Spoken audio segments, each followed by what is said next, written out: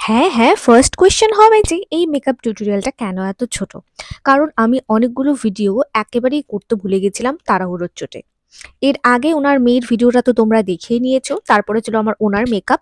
তো আজকে makeup tutorial কম থাকবে আর একটু গল্প বেশি থাকবে। পেছনে যে যাকে দেখছো ওর মেকআপ টিউটোরিয়ালটা সম্পূর্ণ এখানে দেওয়া আছে। কিন্তু আমি ওনার ভিডিওগুলো করতেই ভুলে গেছি কারণ আমার একেবারেই তাড়া ছিল পরের লোকেশনে যাওয়ার জন্য।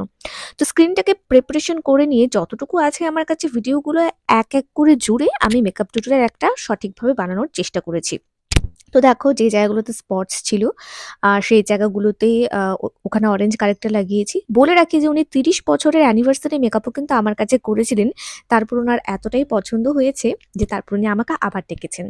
এরকম আন্তরিকতা সব জায়গায় পেলে আর কি চাই একজন মেকআপ আর্টিস্টের। তো আমি ২য় বার উনাকে সাজাতে চলে গেছিলাম উনার বাড়িতে এবং এবারও উনাকে ভীষণ সুন্দর লাগছিল সাজার পর।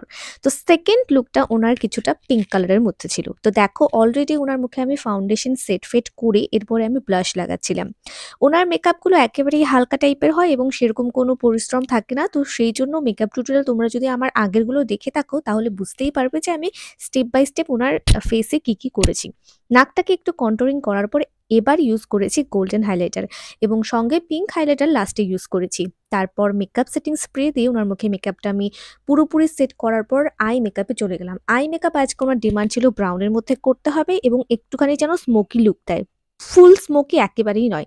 তো আমি ব্রাউন কালার দিয়ে ক্রিজ লাইনটা করে আউটার কর্নারে একটুখানি কালো রঙের আইশ্যাডো দিয়ে একটু স্মাচ করে দিয়েছিলাম এবং তাতেই কিন্তু ওনার ব্ল্যাক স্মোকি লুক চলে আসে।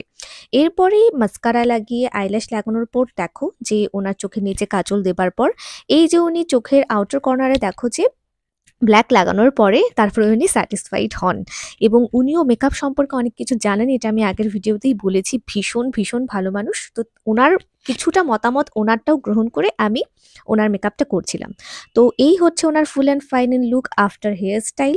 তো এতটুকুই করতে পেরেছি, এর বেশি আর করতে পারিনি। সো যদি তোমাদের ভালো লাগে তাহলে please to subscribe to my channel আর ফেসবুক চ্যানেলটাকেও কিন্তু একটুখানি লাইক করে দিও। চলো দেখা হচ্ছে নেক্সট ভিডিও।